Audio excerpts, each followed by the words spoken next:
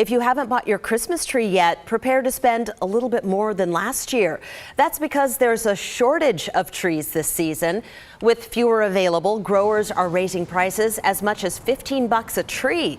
State agriculture experts say there are a few different reasons for the shortage. About a decade ago, there was an oversupply of Christmas trees, so many growers just stopped planting them, and that means there are now fewer large trees available. Also, the long, hot summers we've had recently have caused the trees that were planted to struggle to survive. Well, it's time to take a look at how you're voting in this morning's viewer voice poll. A new study finds women sleep better with a dog in their bed. So we asked if you let pets sleep in bed with you. So far, 83% say yes, 17% say no. We are going to keep that poll open throughout the morning. So if you haven't weighed in yet, go to kgw.com/vote or click on the Vote Now tab in our KGW News app. All right, we're a few minutes away from 6:30 and we haven't shown you yet this piece of video all morning. 2 hours into our show and we're just now showing you this, but this is pretty incredible. This is a guy taking a hang gliding lesson, but his instructor forgot to strap him in. Oh no. Oh yes. my goodness. Oh. Yes. We're going to show you more of this dramatic video coming up a little bit later in our show. Plus, a dangerous rescue by helicopter. In a new Those Who Serve, we are meeting the Blackhawk helicopter pilots of Oregon's National Guard. That story is coming up in 15 minutes.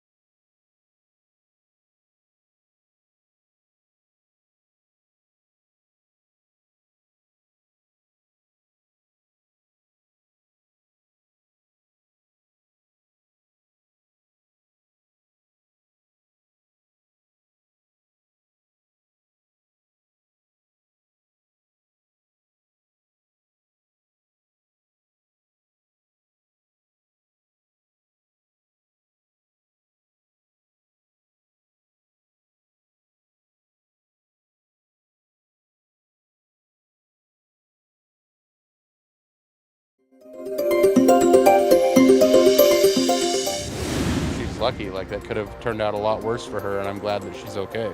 A woman looking for work in St. Helens becomes the victim of a terrifying crime. You know, we don't want this kind of stuff to ever happen to anybody, and luckily we caught this person, so he won't be able to do that again. How answering an online ad almost cost the victim her life.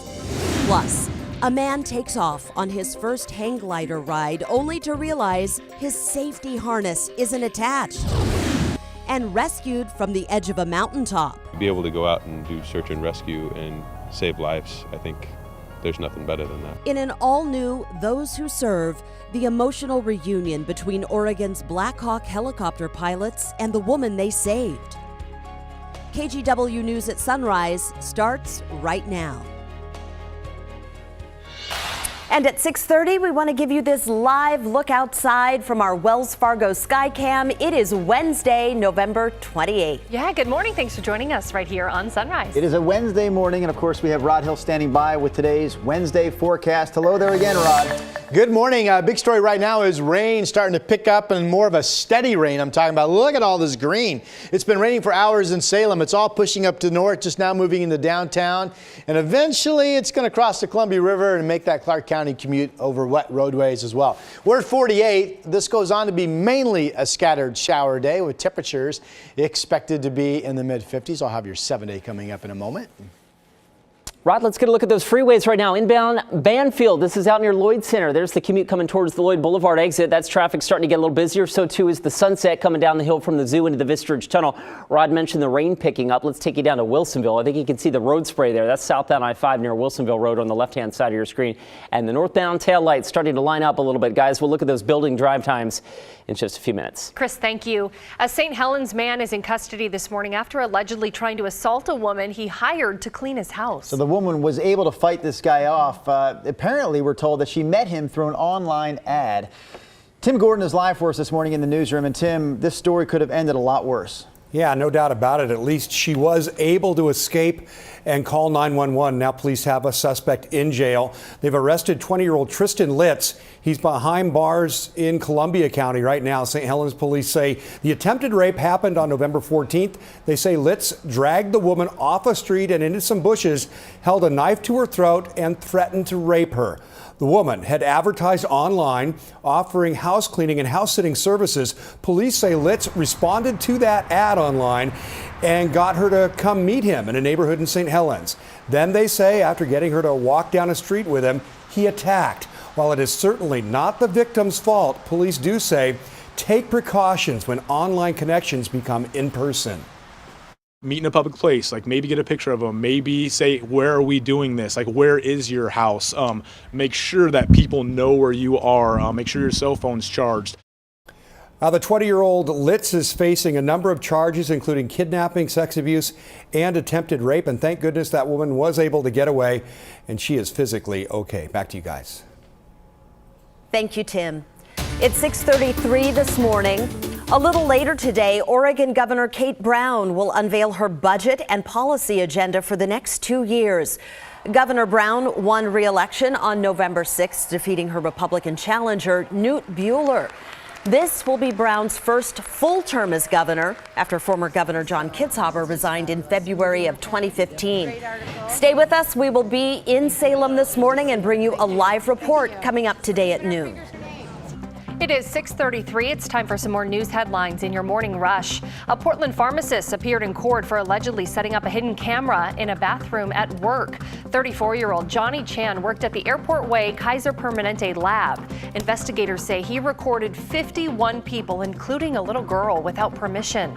Chan is facing a 71-count indictment. Right now, he is out on bail, but is due back in court in January. An Oregon State Police trooper shot by a murder suspect is now suing Washington County dispatchers for $30 million. In a federal lawsuit, Trooper Nick Cederberg claims that the dispatchers never warned him the suspect was armed and suicidal. That suspect had just murdered his wife. It happened in 2016. Cederberg says he faces a lifetime of disabilities. The national housing market is cooling off, and Portland is feeling it too. Home prices here are not rising as quickly as they used to. Year over year, home prices in Portland grew 5.1%. That's a 6-year low. A new affordable housing complex is now open in southeast Portland. It's called Hazel Heights, and it's located at 126th and Stark. Central City Concern says the complex will be home to 153 households. And we are one step closer to having a ferry between Portland and Vancouver. Portland Mayor Ted Wheeler wants to move forward with feasibility studies to research the proposal. Friends of Frog Ferry is the private company behind the plan. It says a round-trip service could be up and running in 4 years. That is your Morning Rush. From the Morning Rush, we move to today's Morning Talker, and I can tell you right now, today's Morning Talker is not for the faint of heart. This is a look at video of an American tourist hang gliding in Switzerland. So we're going to take a closer look now And what we find is that the instructor forgot to strap the guy in. That's he's, terrifying. he's clinging right there to the instructor's arm. You can see him trying to hold on to the bar as they go airborne. This lasted for 2 minutes. He hung on for dear life for 2 full minutes. He says that he actually began to slip off. His hand began to slip off the bar just as they were close enough for him to safely drop to the ground. But by safely, I mean he still suffered injuries. He broke his wrist. He tore his biceps. He will recover. And get this. This is the part that's most unbelievable. He says he wants to go hang gliding again because, quote, he'd like to enjoy the ride. But next not with time. that instructor. Well, that instructor's He's gone. fired. Or he For should good, be. I'm sure. Oh my fired. goodness, that is my nightmare. Yeah. Maybe he takes off. Man, is there anything I forgot? Oh, just drop this guy in. And he's just hanging there for dear life. It's called hang gliding. That's true. He must have been pretty strong, though. I mean, Yeah. just Right. hanging like that with the resistance of the wind. That's my fear on roller coasters. Even I push that bar like 1,000 times before it goes off to make sure that thing's not going to fly I'm up. with you. That's why I'm proud to say no adventure left in this old man. No adventure left at all. 0. Impressive hail yesterday. These picks up in Sandy. This was around the 3 o'clock hour, and it was from a storm that produced some thunderstorms around Salem, a flow pattern, and it had some thunderstorms up near Silverton. And then Sandy, bam, this took place. And there were lightning strikes in the Cascade foothills. Kelly Richardson grabbing that marble-sized hail shot, and she also took this video and shared it on my KGW Ride Hail Facebook page. But look how the ground up in Sandy just got covered with ice. Now, today we've seen some lightning strikes early this morning along the coast. Nothing showing up right now, and the moisture is primarily on the west side. There's a shower chance out east, but today will be much drier east of the Cascades. So at some point this morning, the chance of lightning is going to totally go away. This afternoon, though, however, we'll continue to see scattered showers and some of that rain expected to be heavy at times. Right now, it's more of a push of steady rain that's coming up into the city and just starting to push across the Columbia River. So rain over on 205 crossing the Glen Jackson right now. Really wet driving in from Salem this morning, where it's been raining for hours and hours. We're at 48 out at PDX. Other temperatures on the west side, pretty doggone mild. It's much colder out east this morning. Bend 37 in Central Oregon, and then the cold spot out east is Burns at 27. So that thunderstorm chance ending this morning for the coast, where there have been strikes of lightning detected. Temperatures generally in the low 50s. In the valley, low to mid 50s. Again, I'm holding on to a thunderstorm chance early this morning, although so far nothing has pushed inland. And low to mid 50s this afternoon. Scattered showers continue. Up on the mountain, they picked up 3 yesterday inches of snow at Timberline and Meadows. Primarily wet mountain passes today, especially over Mount Hood. But at 5,000 feet, there could be 3 to 5 inches of snow. And this is just rain showers out in the gorge with light winds. No driving concerns there. And our 7-day numbers. Tomorrow still looks dry. Rain picks up Friday night. Saturday, scattered showers. Sunday kicks off a stretch of dry weather that eventually gets into freezing nights again, and eventually an east wind pattern. Models that came out overnight when I was at home drinking my coffee, looking at the models, showed some east winds by Wednesday, back up into that 40-mile-per-hour range. That was kind of Old Man Hill. Well, that's the way I feel at 3 o'clock in the morning when I'm sipping my coffee, looking at the models. I get that, yes. All right, Rod, thank you. It is 6:38. It's time now to check in with Chris McGinnis and get a look at our Wednesday morning traffic. Well, we've got our first trouble spot of the morning, guys, as we look up, or not first trouble spot, but first trouble spot in Clark County. This is a snapshot from WashDOT SR 14 near Union Street. Looking west towards a crash scene here that's near the Camas Slough Bridge, and that is backing up the drive pretty quickly on SR 14 westbound. Meanwhile, the commute out of Clark County getting busier on I-5, and the I-5 commute now up to about 25 minutes or so to get you in from Main Street. Here's a live look at the Banfield. Again, all 3 lanes inbound near Lloyd Boulevard starting to tighten up a little bit there as well. The drive times climbing, but so far we're still in much better shape than we were yesterday at this time, guys. All right, Chris, thanks a lot. We are going to step away, but I promise our viewers will only be gone for about 3 minutes. And when we come back, we have a terrific story for you this morning.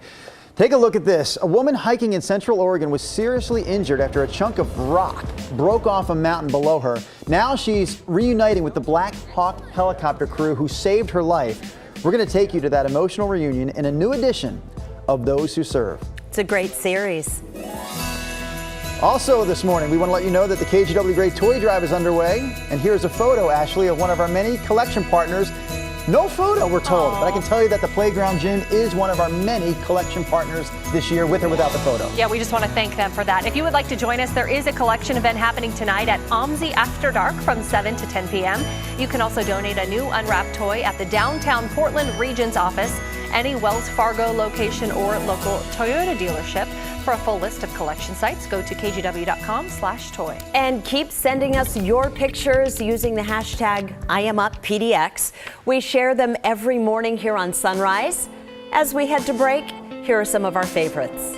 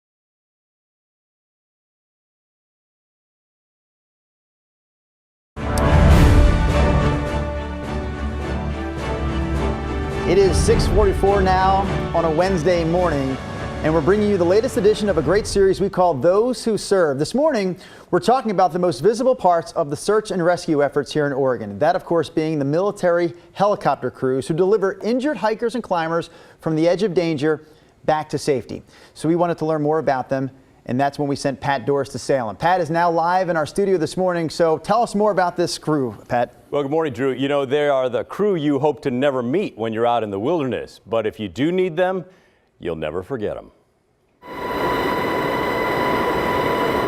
Just above the treetops, an Oregon Army National Guard Blackhawk dives and banks along the drainages of Mount Hood. The pilots fly their $6 million machine like a race car in the sky. There's no denying the thrill in it. It is a blast. It is a ton of fun. It's more than a joyride, though. This crew could be called up to active duty overseas, where the maneuvers help them dodge bullets while they pick up injured soldiers. This day, the mission is also focused on training for backcountry rescues, which is why we landed and got out. We're in the foothills of Mount Hood, where the helicopter crew has a landing zone. They use this for training. So you can see the paramedic has got the basket here. They're practicing the hoist so that when they really need it, they can do it almost without thinking. Josh Spohr is a paramedic in his full-time job. He's also a paramedic in the Oregon National Guard. Yeah, I think I've always had that niche to try and help people, and I think I found it here. Which is good for everyone involved. Just ask Sarah Rask. I enjoy climbing rocks, I guess you could say. Sarah found herself on the edge of a steep pitch near the top of Broken Top Mountain in central Oregon last July. It just, and it was just like, I'm at 9,000 feet and this rock is no longer attached to the mountain. Like, terrifying moment for me. She jumped back and landed unhurt on a steep slope below. But then she saw the big rock tumbling down right at her. And it's collided with my back, and it kind of shot my legs out in front of me and just squished me right in half. The call went out for help. Her partner and other hikers comforted Sarah as they waited for rescue. I did have mobility in my legs. Doctors say less than an inch different, 2 centimeters, and I would have never walked again. This picture, taken from inside the Blackhawk that day, shows Sarah, a tiny dot in orange there to the right, stuck on a narrow ledge. It took hours, but finally she heard the Blackhawk. Oh my gosh, yeah, I could have cried. It hovered, and then someone in green was lowered on the hoist cable. I watched my knight in shining medic gear just come down from the helicopter. It was paramedic Josh Spohr. The Blackhawk flew away, waiting nearby until needed. Spohr teetered on the edge of Sarah's ledge with no safety line. And I'm just like, if this man falls off this mountain, I don't know what I like. It was a terrifying thought that kept reoccurring. But he didn't fall, and just like we saw in the training, the chopper returned and Sarah was hoisted up to safety and flown to the hospital in Bend. Every mission has its unique aspects. It's not just another mission. Hers was especially dangerous, I guess. It was a really narrow shelf that she was on, and there was other rocks that could have fallen on her. As the hoist operator in back, Landon Gross, has seen the relief up close several times. You could see the stress and everything off their chest, like the big exhale and like, I was safe. And so it's a pretty good feeling when you get to be a part of that. It's also a good feeling. Look at you. Good to see you. To see the patient again. Good, how are you feeling? Excellent. Yeah, how's the back? Getting better every day. Yeah. We were there when Sarah returned and met her paramedic and pilots. I'm so glad to see you walking. Yes, thank you. Ha! My medic. Woo! Saving lives. They shared pictures, bonded by the incredible experience of the rescuers and the rescued. To be able to go out and do search and rescue and save lives, I think there's nothing better than that. I love getting to meet the folks who come back and get a chance to talk to them and learn their stories because otherwise we just see it from our side, and I like seeing the whole story. Sarah liked it too. Are you gonna take off soon? Maybe more than they'll ever know. I'm incredibly grateful for those guys, for sure. It was a real privilege to be there for that reunion, to get to fly in the Blackhawk. Those kinds of things happen several times this summer. When you see the Blackhawks flying, especially if there's a search and rescue, you know it's time for the rescue to take part. Pat, I'm watching that story, and it was emotional to watch, really from her perspective. Take us back there to that moment she talks about. She's on that rock. Yeah. She is in the danger zone. Oh, yeah. The gentleman who comes down to save her, he's no better off than she is really at that point. She said he wasn't hoisted or anything. Yeah. Did he talk about that experience for him? I mean, was he sweating bullets at that moment? Well, highly trained, and that was Spohr, who's the paramedic and, works for an ambulance company in his real life. And these military guys, when they've got the military mindset on, they're like, well, yeah, I was on the ledge. You don't look down. It was all okay. But it was very perilous. There's a trend happening here, Pat, with these stories, because every week you go, oh, that was the best one yet. This one I'm going to say is the best one yet. That was a great edition of Those Who Serve. Thank you. If you have an idea for Pat, if you know someone who has served our country or our community, please let us know. You can send Pat an email. In fact, you can send it to mykgw@kgw.com. We promise you, Pat sees those. And Pat may profile your suggestion for his next segment. Brenda, Ashley, Rodney, back to you. I'm giving a big round of That was applause great. to that chopper crew and also Pat. That was beautifully told. It's a great story. Yeah, Well, that's just great. and a reminder of the men and women to dedicate literally their entire lives to being our heroes, Yep. to watching over us and to taking care of us. It is humbling to see that. All